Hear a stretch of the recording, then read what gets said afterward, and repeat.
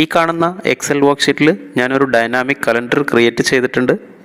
2023 November എന്ന് enter ചെയ്തിരിക്കുന്ന ഈ ഒരു സെല്ലിലെ ഡ്രോപ്പ് ഡൗൺ ലിസ്റ്റ് സെലക്ട് ചെയ്ത് സെപ്റ്റംബർ എന്ന് സെലക്ട് ചെയ്യുന്ന സമയത്ത് 2023 സെപ്റ്റംബർ മാസത്തിലെ കലണ്ടർ ഡിസ്പ്ലേ ചെയ്യുന്നത് കാണാം.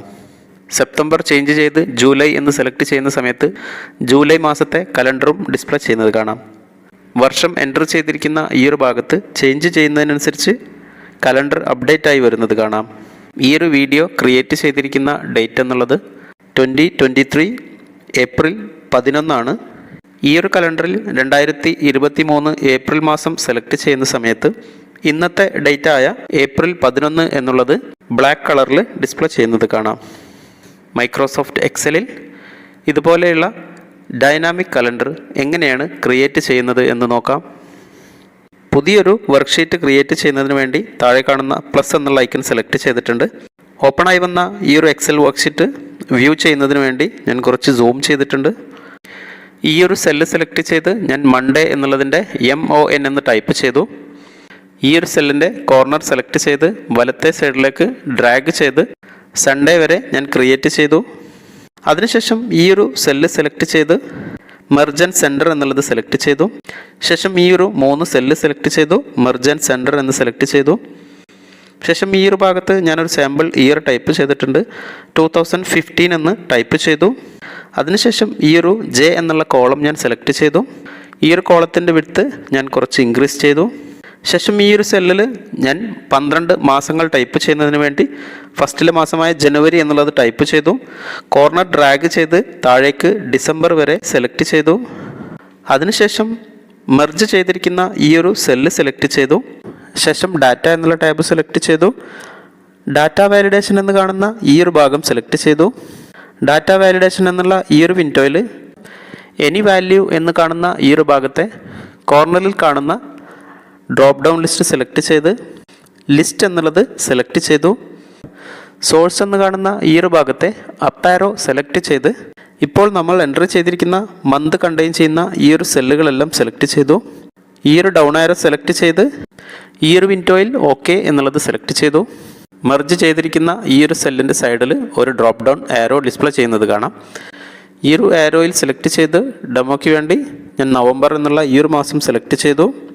അതിനുശേഷം ഈ ഒരു സെല്ല് സെലക്ട് ചെയ്തു.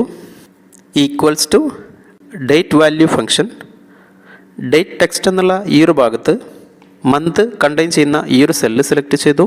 ആൻഡ് അതിനുശേഷം ഇയർ കണ്ടെയ്ൻ ചെയ്യുന്ന ഈ ഒരു സെല്ല് സെലക്ട് ചെയ്തു.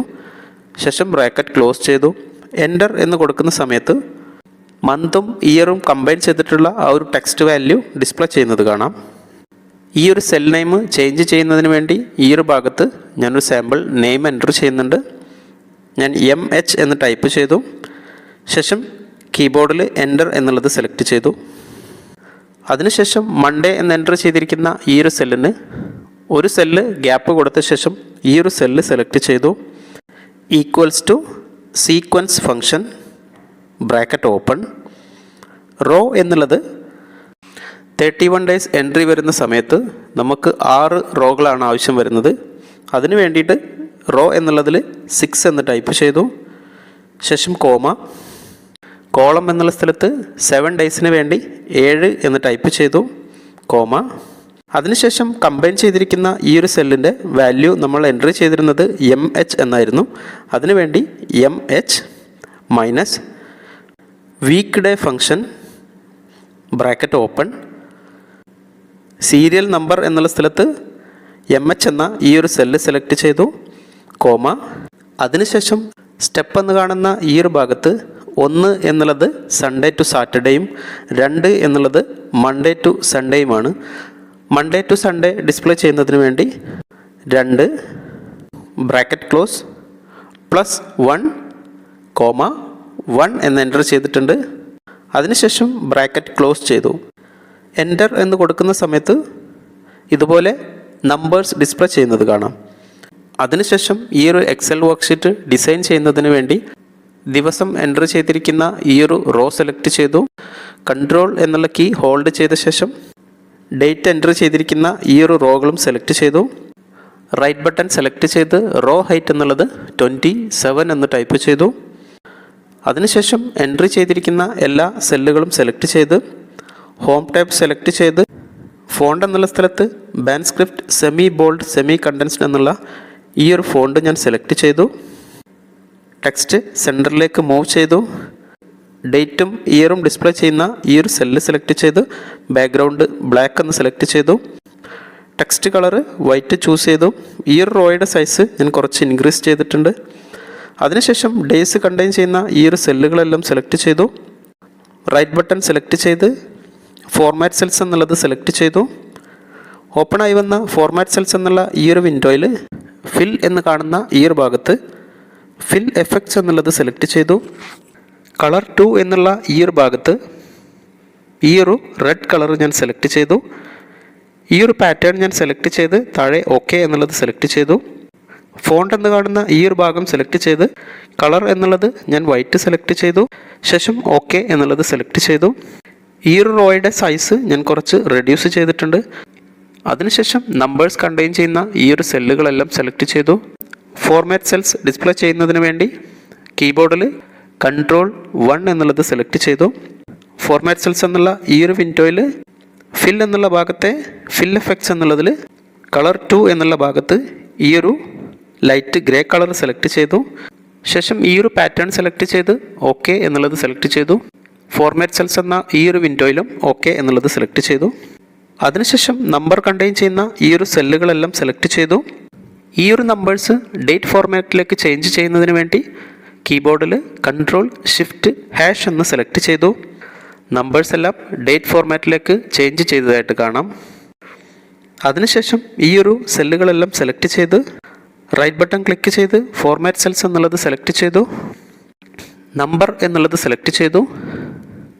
ഈ ഒരു വിൻഡോയിലെ ഏറ്റവും താഴെ കാണുന്ന കസ്റ്റം എന്നുള്ളത് സെലക്ട് ചെയ്യുന്ന സമയത്ത് ഡേ മന്ത് ഇയർ എന്നുള്ളത് ഡിസ്പ്ലേ ചെയ്യുന്നത് കാണാം. ഡേ മാത്രം ഡിസ്പ്ലേ ചെയ്യുന്നതിന് വേണ്ടി മന്തും ഇയറും ഞാൻ സെലക്ട് ചെയ്ത് റിമൂവ് ചെയ്തു. ശേഷം താഴെ ഓക്കെ എന്നുള്ളത് സെലക്ട് ചെയ്തു. ഇപ്പോൾ ഡേ മാത്രം ഡിസ്പ്ലേ ചെയ്യുന്നത് കാണാം. ശേഷം ഈ ഒരു റോയുടെ വിഡ്ത്ത് ഞാൻ കുറച്ച് റെഡ്യൂസ് ചെയ്തു. നമ്പർ കണ്ടെയ്ൻ ചെയ്യുന്ന ഈ ഒരു സെല്ലുകളെല്ലാം സെലക്ട് ചെയ്ത് സൈസ് ഞാൻ കുറച്ച് ഇൻക്രീസ് ചെയ്തിട്ടുണ്ട്. ക്രിയേറ്റ് ചെയ്തിരിക്കുന്ന ഈ ഒരു കലണ്ടറിൽ ഇപ്പോൾ 2015 നവംബർ മാസത്തെ എല്ലാ ദിവസങ്ങളും അതോടൊപ്പം നവംബറിന് മുമ്പുള്ള ഒക്ടോബർ മാസത്തെ 26 മുതൽ 31 വരെയും ഡിസംബർ മാസത്തെ 1 മുതൽ 6 വരെയുമുള്ള ഡേറ്റുകൾ ഡിസ്പ്ലേ ചെയ്യുന്നത് കാണാം. നവംബർ മാസത്തേതല്ലാത്ത ഡേറ്റുകൾ ഡിസ്പ്ലേ ചെയ്യാതിരിക്കാൻ നമുക്കിവിടെ ഒരു ഫോർമുല എൻട്രി ചെയ്യാം. അതിനു വേണ്ടിയിട്ട് ഞാൻ ഈ ഒരു സെല്ല് സെലക്ട് ചെയ്തു. = Month function bracket open. Date entry ചെയ്തിരിക്കുന്ന ഫസ്റ്റ് സെല്ല് സെലക്ട് ചെയ്തു. ശേഷം ബ്രാക്കറ്റ് ക്ലോസ്. ശേഷം സ്മോളർ ദാൻ. അതിനുശേഷം greater than month function bracket open. അതിനുശേഷം മന്തും ഇയറും കമ്പൈൻ ചെയ്തിരുന്ന ഈ ഒരു സെല്ലിന് വേണ്ടി MH എന്ന് ടൈപ്പ് ചെയ്തു. ശേഷം ബ്രാക്കറ്റ് ക്ലോസ് ചെയ്തു. ഇപ്പോൾ നിങ്ങൾക്ക് ട്രൂ എന്ന് ഡിസ്പ്ലേ ചെയ്യുന്നത് കാണാം.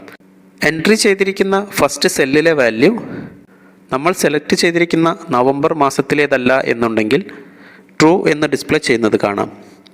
ഈ ട്രൂ എന്നുള്ള വാല്യൂ വരുന്ന സമയത്ത് നമുക്ക് ഈ ഒരു നമ്പർ ഡിസ്പ്ലേ ചെയ്യാതിരിക്കാൻ കണ്ടീഷണൽ ഫോർമാറ്റ് എന്ന ഫംഗ്ഷൻ ഉപയോഗിക്കാം. അതിനുവേണ്ടി ഫോർമുല എൻട്രി ചെയ്തിരിക്കുന്ന ഈ ഒരു സെല്ല് ഡബിൾ ക്ലിക്ക് ചെയ്ത് ഈ ഒരു ഫോർമുല Ctrl+C എന്നുപയോഗിച്ച് ഞാൻ കോപ്പി ചെയ്തു. ശേഷം ഡേറ്റ് എൻട്രി ചെയ്തിരിക്കുന്ന ഈ ഒരു സെല്ലുകളെല്ലാം സെലക്ട് ചെയ്തു. കണ്ടീഷണൽ ഫോർമാറ്റ് എന്നുള്ള ഈ ഒരു ഭാഗത്ത് ന്യൂ റൂൾ എന്നുള്ളത് സെലക്ട് ചെയ്തു.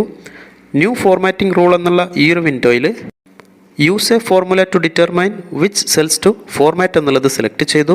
ഫോർമുല എൻട്രി ചെയ്യേണ്ട ഈ ഒരു സ്ഥലത്ത് നമ്മളിപ്പോൾ കോപ്പി ചെയ്തിരിക്കുന്ന ആ ഒരു ഫോർമുല Ctrl+V എന്നുപയോഗിച്ച് ഞാൻ പേസ്റ്റ് ചെയ്തു. ശേഷം ഫോർമാറ്റ് എന്ന് കാണുന്ന ഈ ഒരു ഭാഗം സെലക്ട് ചെയ്തു. ഫിൽ എന്ന് കാണുന്ന ഈ ഒരു ഭാഗത്ത് ഞാൻ വൈറ്റ് കളർ സെലക്ട് ചെയ്തു. ഫോണ്ട് എന്നുള്ളത് സെലക്ട് ചെയ്തു. കളർ എന്നുള്ളത് വൈറ്റ് സെലക്ട് ചെയ്തു. ശേഷം താഴെ കാണുന്ന ഓക്കെ എന്നുള്ളത് സെലക്ട് ചെയ്തു. ഇപ്പോൾ നിങ്ങൾക്ക് കാണാം നവംബർ മാസത്തെ ഡേറ്റുകൾ മാത്രം ഡിസ്പ്ലേ ചെയ്യുന്നത്. നവംബർ എന്നുള്ളത് മാറ്റി മറ്റൊരു മാസം സെലക്ട് ചെയ്യുന്ന സമയത്ത് അതാത് മാസങ്ങളിലെ ഡേറ്റുകൾ മാത്രം ഡിസ്പ്ലേ ചെയ്യുന്നത് കാണാം. ഇയർ എന്നുള്ള ഭാഗത്ത് ചേഞ്ച് ചെയ്യുന്ന സമയത്തും ഈ ഒരു കലണ്ടർ അപ്ഡേറ്റ് ചെയ്തു വരുന്നത് കാണാം. ഫോർമുല ക്രിയേറ്റ് ചെയ്യുന്നതിന് വേണ്ടി എൻട്രി ചെയ്തിരുന്ന ഈ ഒരു ടെക്സ്റ്റ് ഡിസ്പ്ലേ ചെയ്യാതിരിക്കാൻ ഞാൻ വൈറ്റ് ഫോണ്ട് സെലക്ട് ചെയ്തു. അതുപോലെ ഈ ഒരു ഡാറ്റകളും ഡിസ്പ്ലേ ചെയ്യാതിരിക്കാൻ വൈറ്റ് ഫോണ്ട് സെലക്ട് ചെയ്തു. ഈ ഒരു കലണ്ടർ ഓപ്പൺ ചെയ്യുന്ന സമയത്ത് ഓപ്പൺ ചെയ്യുന്ന ദിവസത്തെ ഡേറ്റ് ഹൈലൈറ്റ് ചെയ്യുന്നതിന് വേണ്ടി ഡേറ്റ് എൻട്രി ചെയ്തിരിക്കുന്ന ഈ ഒരു സെല്ലുകളെല്ലാം സെലക്ട് ചെയ്തു. കണ്ടീഷണൽ ഫോർമാറ്റ് എന്നുള്ള ഈ ഒരു ഭാഗത്ത് ന്യൂ റൂൾ എന്നുള്ളത് സെലക്ട് ചെയ്തു. Use a formula to determine which cells to format എന്നുള്ള ഈ ഒരു ഭാഗം സെലക്ട് ചെയ്തു. ഫോർമുല എൻട്രി ചെയ്യേണ്ട ഈ ഒരു ഭാഗത്ത് equals to first cell select ചെയ്തു. അതിനുശേഷം കീബോർഡിൽ F4 എന്നുള്ളത് 2 പ്രാവശ്യം സെലക്ട് ചെയ്ത് $സൈൻ ഞാൻ റിമൂവ് ചെയ്തു. ശേഷം ഈക്വൽസ് ടുഡേ ബ്രാക്കറ്റ് ഓപ്പൺ, ശേഷം ബ്രാക്കറ്റ് ക്ലോസ്. ശേഷം താഴെ കാണുന്ന ഫോർമാറ്റ് എന്നുള്ളത് സെലക്ട് ചെയ്തു. ഫോർമാറ്റ് സെൽസ് എന്നുള്ള ഈ ഒരു വിൻഡോയിൽ ഫിൽ എന്ന് കാണുന്ന ഈ ഒരു ഭാഗം സെലക്ട് ചെയ്ത് ഞാൻ ഈ ഒരു ബ്ലാക്ക് കളർ സെലക്ട് ചെയ്തു. ശേഷം ഫോണ്ട് എന്നുള്ള ഈ ഒരു ഭാഗം സെലക്ട് ചെയ്തു. കളർ എന്ന് കാണുന്ന ഈ ഒരു ഭാഗത്ത് വൈറ്റ് കളർ ചൂസ് ചെയ്ത് താഴെ ഓക്കെ എന്നുള്ളത് സെലക്ട് ചെയ്തു. ഈ ഒരു വിൻഡോയും ഓക്കെ എന്നുള്ളത് സെലക്ട് ചെയ്തു. ഇപ്പോൾ നിങ്ങൾക്ക് കാണാം ഇന്നത്തെ ഡേറ്റ് ബ്ലാക്ക് കളറിൽ ഡിസ്പ്ലേ ചെയ്യുന്നത്. ഏപ്രിൽ ചേഞ്ച് ചെയ്ത് മറ്റൊരു മാസം സെലക്ട് ചെയ്യുന്ന സമയത്ത് നോർമൽ ഡിസൈനും ഏപ്രിൽ എന്നുള്ളത് സെലക്ട് ചെയ്യുന്ന സമയത്ത് ഈ ഒരു ബ്ലാക്ക് കളറിൽ ഇന്നത്തെ ഡേറ്റ് ഡിസ്പ്ലേ ചെയ്യുന്നത് കാണാം. മൈക്രോസോഫ്റ്റ് എക്സലിൽ എങ്ങനെയാണ് ഡൈനാമിക് കലണ്ടർ ക്രിയേറ്റ് ചെയ്യുന്നത് എന്നുള്ളത് നിങ്ങൾക്ക് മനസ്സിലായി കാണും എന്ന് കരുതുന്നു. ഈ ഒരു വീഡിയോ നിങ്ങൾക്ക് ഉപകാരപ്പെട്ടെങ്കിൽ നിങ്ങളുടെ കൂട്ടുകാരിലേക്കും ഷെയർ ചെയ്യൂ. മൈക്രോസോഫ്റ്റ് എക്സലിലെ മലയാളം വീഡിയോ ട്യൂട്ടോറിയലുകൾക്ക് വേണ്ടി ഈ ഒരു ചാനൽ സബ്സ്ക്രൈബ് ചെയ്യൂ.